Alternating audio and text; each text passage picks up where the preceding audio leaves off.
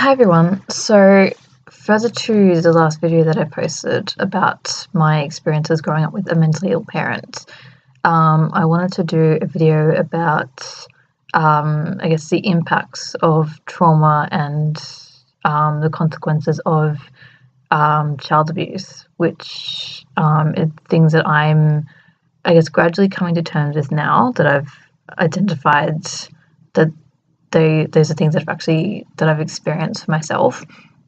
So from what I understand about trauma, it essentially occurs when as a person, or particularly, I guess, a child's sense of safety has been compromised, and essentially they no longer feel safe in any kind of situation. So that's something which I would say accurately sums up how I grew up and the environment and everything like that.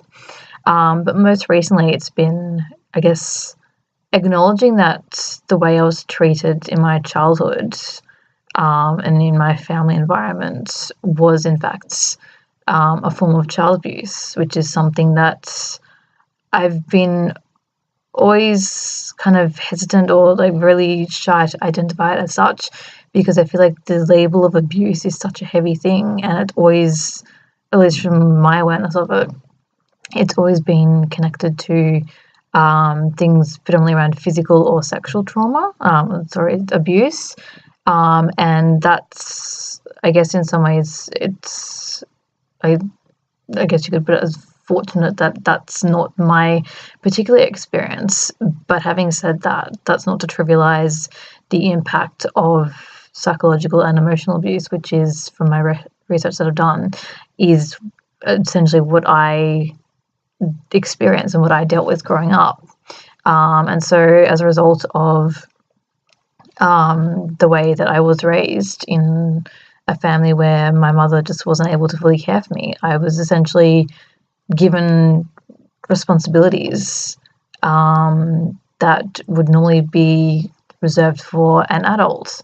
And that's something that I just, as a child, you're not physically or on any level able to take care of matters which are, I guess, delegated to adults. They're adult problems for a reason, because they're for adults to deal with. And as a result, I can see myself in a lot of situations, particularly at work. And this is something that's been mentioned to me by people in my work sphere, that the way I react to certain situations, such as in times of conflict, is I basically react like, in the same way that a child would, because that's something that I grew up with, and that it's something that I haven't yet been fully able to master. I guess freak out more internally, but I try to walk away or ultimately just avoid it, because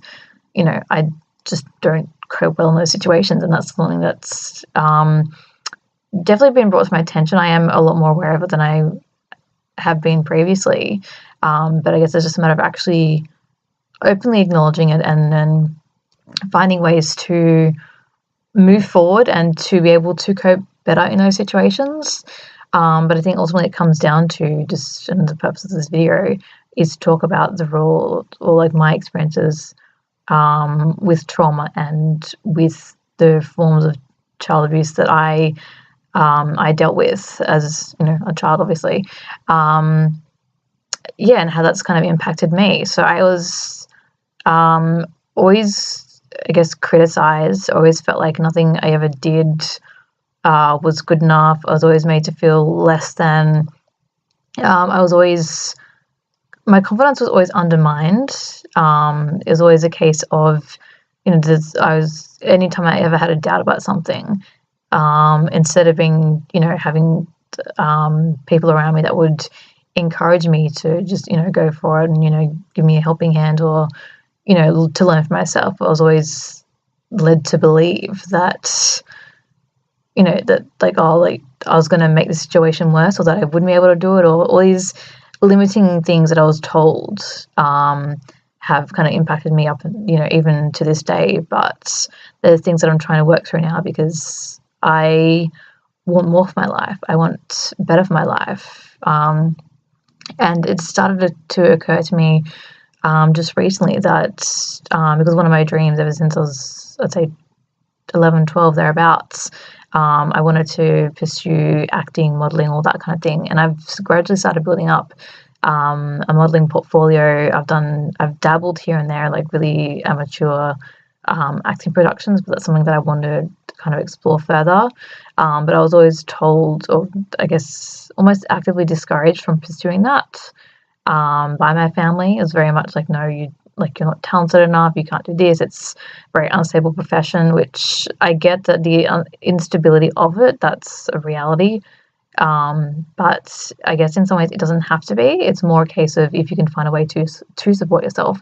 There are millions of, there's like how many people have made it big time and that, have like multi-million dollar, they've like, yeah, there's a Forbes rich list for a reason, and there's so many people that are on that because, they've been told no, and they've just been like, well, whatever, I'm going to do it anyway, and they've made it work. So long story short, there are ways to make it work, but I realized that if I want to be, I guess, a true leader, if I want to stand up in front of a whole bunch of people and share my story and my experiences and how I got through them, I actually need to start doing that basically now, which is part of the reason why I'm doing this video, is partially to share my story after I watched Hannah Gadsby's show Nanette, which is on Netflix, and she was talking about her experiences and how through them, and that's kind of, I guess, helped shape her to become who she is, and it's helped her,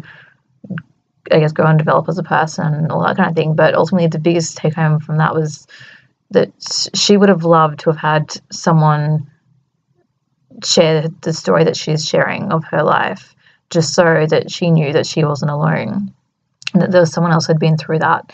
And for me, that's something that I always experienced when I was growing up, and there's always this shame and stigma about mental illness and things we just don't talk about, and no one in my family ever talked about it. We were fully aware that there was something wrong, but it was just like, yeah, don't mention it, it wasn't actively told, we just didn't talk about it. But yeah, so I'm sharing my story because I was actually surprised at the reaction that I got from my last video. I was expecting maybe like 1 or 2 people to view it and be like, okay, someone just, some random person on YouTube talking about their life. And yeah, I was surprised when people actually started sending me messages and reaching out saying, that's my story, like this is exactly what I went through, I didn't know how to name it. And I've had similar experiences through various support groups and stuff that I found on Facebook, where I kind of opened up and spilled my guts sort of thing, and just told what I went through, how that's impacted me, and said, hey, has anyone else experienced this? And I got like a flood of responses saying, you've essentially summed up my experience. So knowing that through that medium I'm not alone, but also taking the time to share in a completely different format is something else that I wanted to, I guess, put forward, because YouTube is a very different, I guess, medium to what Facebook groups and stuff like that are. Yeah, so I wanted to kind of bring that forward in a, I guess, more, I guess we're going to call it more human light, like, not just like some random person typing things and then hitting enter. It's actually, I'm a real person. These are real experiences that I've gone through. And yeah, I'm reaching toward the light at the end of the tunnel. In some respects I've found it, but in other things I'm still kind of muddling through a lot of the darkness as new things come up. Like when I look at the child abuse side of things, and I've always been really kind of like shied away from using that kind of a label, because abuse in any form is such a heavy thing that I don't think anyone really wants to name it, even like regardless of what kind it was. Yeah, just kind of calling it something as heavy as that, rather than just like, oh, I was, this person said this thing to me, or this person treated me in this way, and that was just really bad, and it impacted me in this way. But to actually give it some kind of weighting as like, this actually happened, this is actually a significant experience that I had in my life, yeah, and how that's impacted me today. So yeah, so I just wanted to, I guess, talk about that, which, I've kind of already shed some light on. But yeah, I was basically, as a child, I was put in a position where I had to be an adult really quickly. And whenever something would go wrong, I was similarly punished in an adult form, by way of, being told off for whatever the thing is that went wrong. And as a child, I would juggle, like going to preschool or something like that. So I'm talking like 4 or 5 years old. Yeah. And when you go to preschool or something like that, that's very much that's like a definitive part of your childhood. For those, obviously, those of us that went. But when you come home and you suddenly have to be an adult and you get treated like an adult, and it really just changes so much. But also, it's a really difficult and incredibly challenging position to be put in, because you essentially just lose part of it. Like, you lose your innocence in a sense, because you only get to be a child part-time, and then suddenly it's just like, okay, well, now I have to be a grown-up and deal with grown-up things, and I'm 5 years old. I've just figured out how to spell my name correctly, or whatever happens at that age, and suddenly it's like, oh, this thing's happening. And like, it has such a profound impact on, I guess, well, for me, it's had a profound impact on my sense of self and my sense of worth. And something that came to mind, I think it was late last year, was when I was at a workshop, and I'd already identified it, but having someone else say to me was just like, okay, that solidifies it. And it's a sense that my sense of worth always came from doing things for other people. And so I've consistently found myself in positions where there's always someone, I guess, overbearing in my immediate sphere. And that's kind of reminiscent of my childhood. But also the way that I react to it is pretty much the exact same thing. Like, it doesn't matter that I'm, 28 now. It's the same kind of thing. It's repeating the same kind of behaviors, although I have significantly more awareness than I ever would have been able to have at the time that it was happening. But it's more the case of trying to get out of that sort of shadow of the people that put me in that position.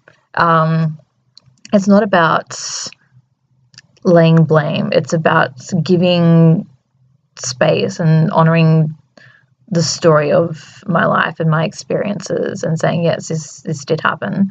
What am I going to do with that? And just kind of getting it out there so I can, give myself an opportunity to not only be heard, but to validate the experiences and the feelings and everything that I went through at that time. And when you're in a position where you essentially feel like you only have value if you're doing something for someone else, then whenever I'm not doing something, I can't handle boredom. And I think that's related to that kind of feeling. Like, whenever I do something for myself, there's always this sense of guilt,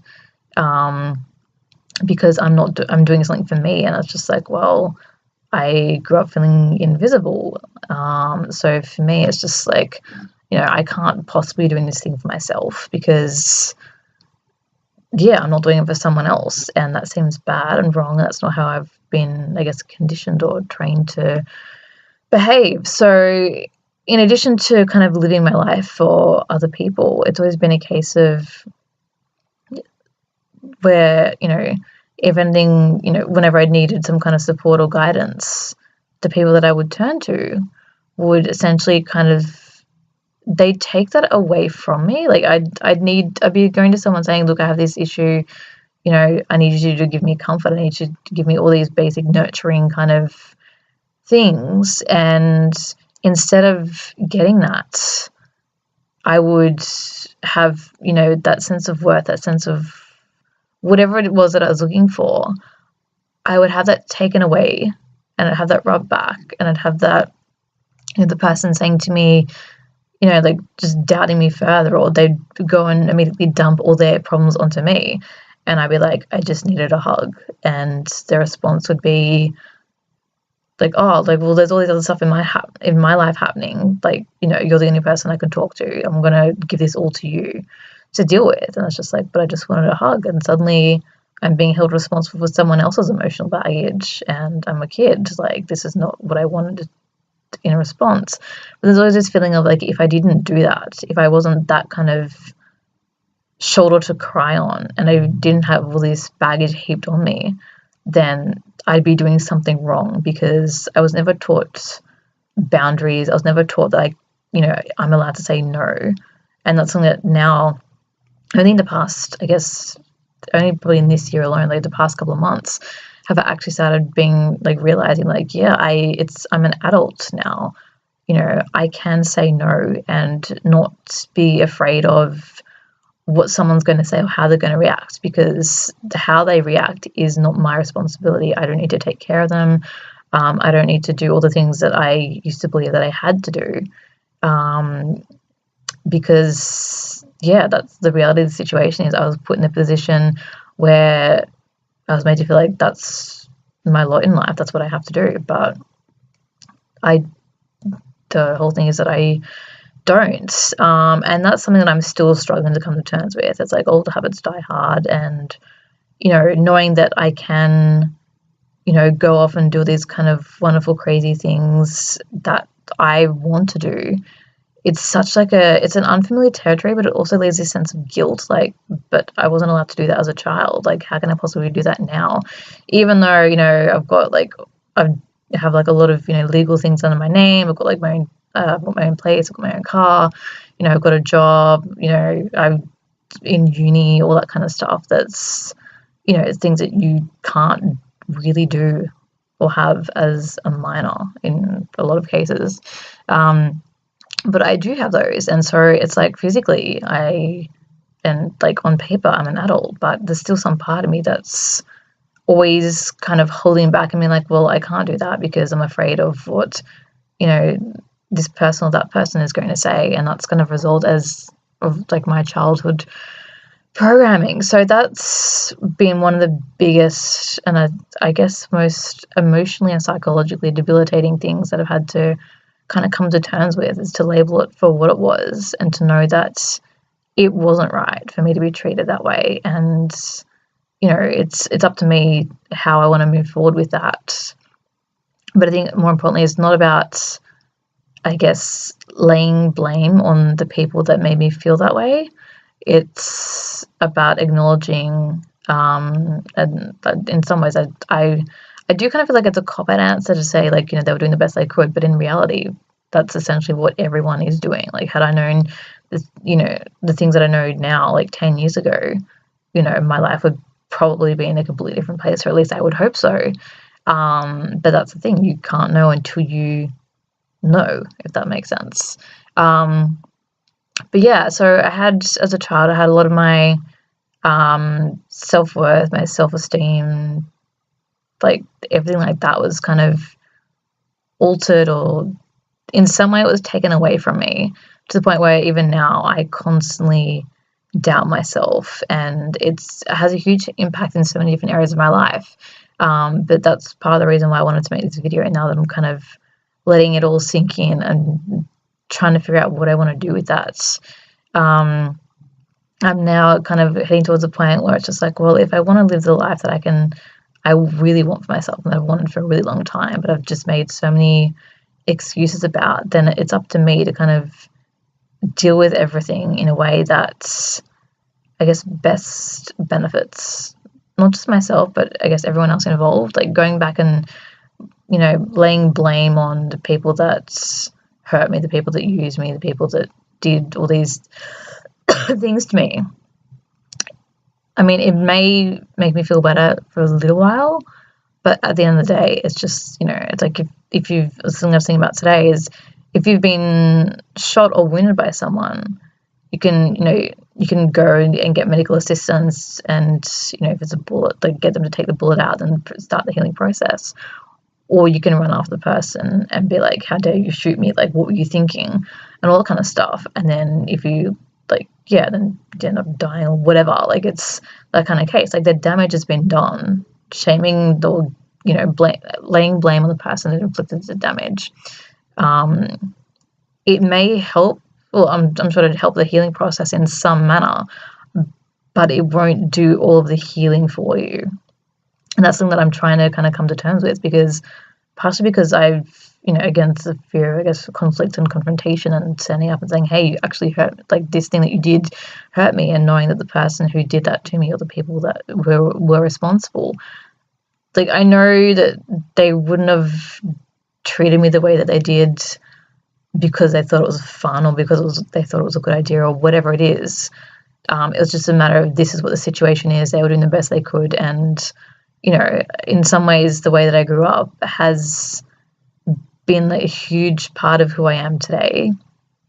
It's also, seen me go through a lot of therapy to get to the point where I am now, which, it's been a really tough road to navigate, but it's also been incredibly beneficial because I've learned a lot of things, not only about myself, but about the human brain and all those kind of things, which is absolutely fascinating to me. So there's been a, plus to that.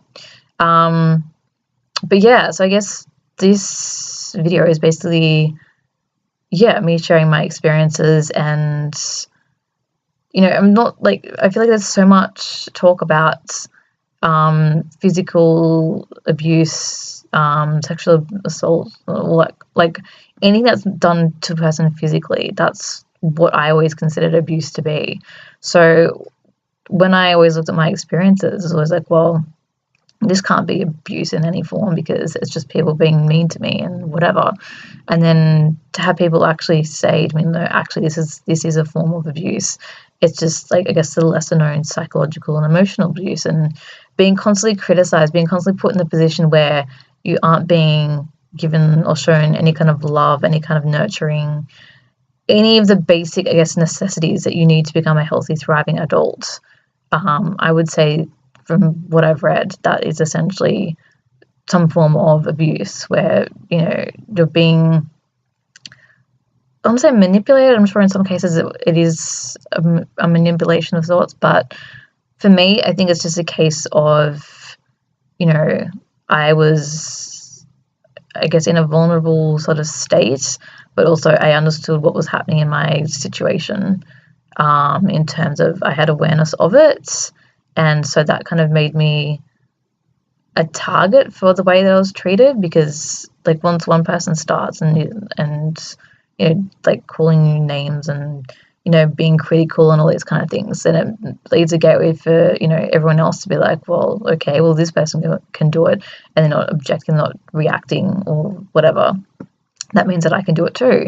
And so thus beget the cycle of, bringing, I guess, into my life different scenarios. And I think it's definitely a subconscious thing, which I think a lot of people have experienced, particularly when it comes to relationships, is if you've had, an abusive parent, someone that's, beaten you or whatever the case may be, when you end up in a relationship, it's always, you're basically mirroring the same experience you had in childhood.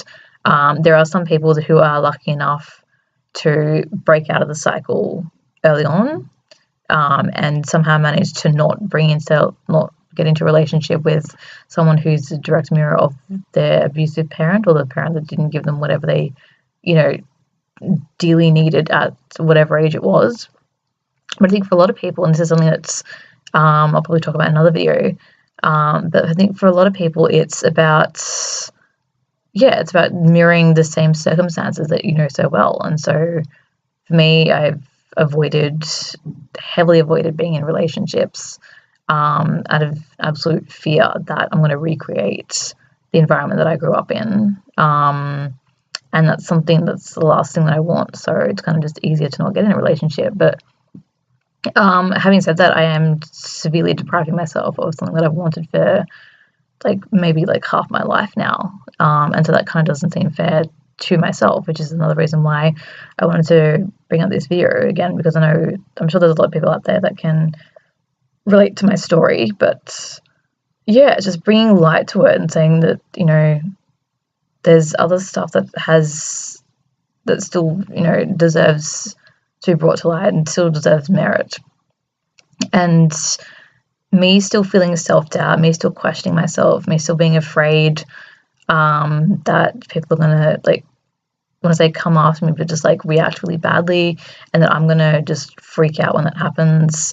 The fact that this is still an issue that I'm a lot more aware of it, which is why I thought, I know enough about this to make a video of it, but the fact that I'm still being impacted by it on some level is enough for me to come forward and say, hey, this is my story, this is my experience. And hopefully, whoever's watching this, maybe they don't recognize, or they haven't been aware in the past of the way that they've been treated, and had a similar thought, like, okay, well, maybe this is just my lot in life, whatever.